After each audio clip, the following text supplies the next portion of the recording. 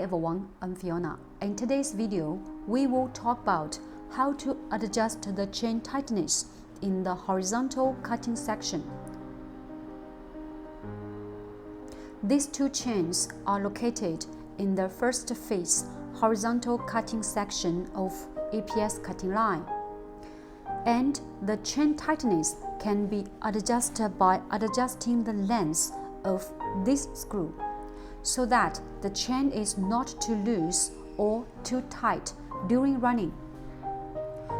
Finally, I would like to see that safe use and proper maintenance of EPS cutting line is a must to extending the lifetime of machine and make the machine running in a stable condition.